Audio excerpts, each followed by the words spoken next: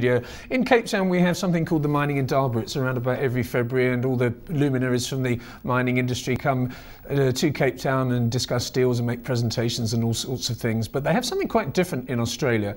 It's different not in terms of what it's trying to achieve. I just think it's different in the way that it sort of conducts itself. It started in 1992 with 150 delegates, I think it was, and it's grown now to the 2012 number of 2,300 delegates and exhibitors and everything else. And it's called, in true Australian fashion, Diggers and Dealers. And I think that really sums up the sort of character of this particular conference. And it's very important. It's the biggest mining deal in the Southern Hemisphere, even better than ours in Cape Town. On the line now from Kalgoorlie, Western Australia, which is the sort of semi-official gold mining capital of Australia, which is where Diggers and Dealers is being held, is Matthew Taylor from CNBC Asia.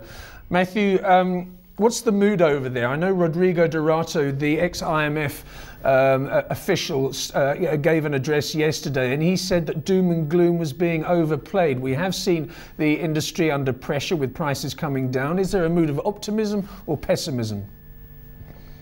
Yeah, it's interesting you say that, Lindsay, because when we were coming in to attend this conference, we were really expecting to hear a lot of pessimism coming through from the miners, from the delegates that are here at this conference, but quite to the contrary. In fact, despite those factors that you just mentioned, lower commodity prices, concerns about what's happening in China with a slowdown in growth, and also a significant pullback in a number of the share prices of these miners, we've actually got a very optimistic mood playing out here at the 20th Annual Diggers and Dealers. A number of companies citing that they're still experiencing strong demand, although they do admit that it has pulled back a little bit, but not as much as what's being perhaps speculated around the place. They say that they're going at full capacity.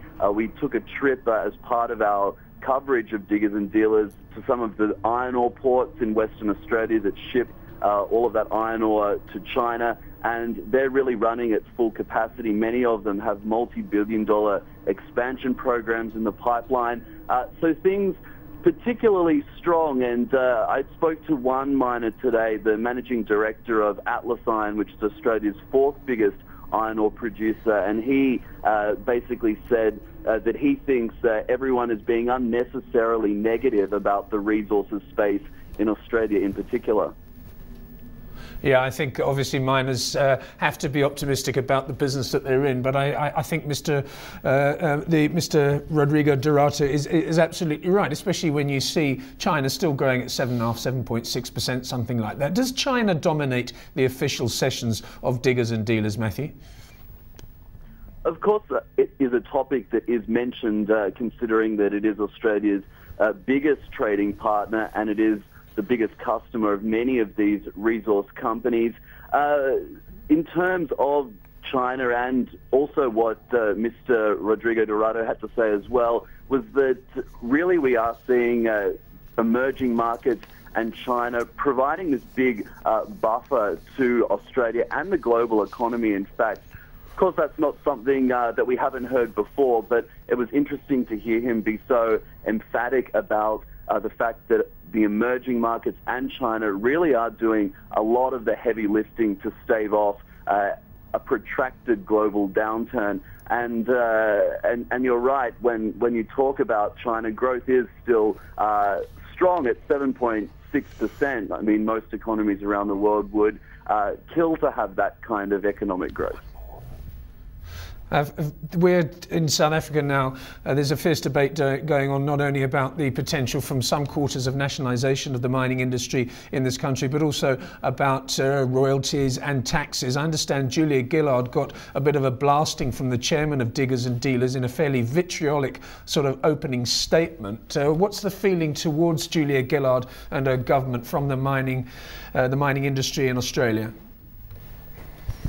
The mining tax has really taken more of a back seat at the proceedings this year. The discussions have really been a lot more about how demand is holding up. And of course, there's been a few deals announced as well, which is often what happens at this conference, given it's aptly named Diggers and Dealers.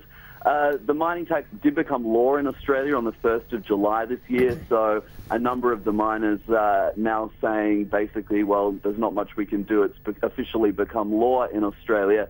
So the mood against government hasn't essentially been as bad this year as it has in previous years. The last 2 years in particular of the conference, there was a lot of hatred towards the federal government for the mining tax and also the carbon tax that it introduced.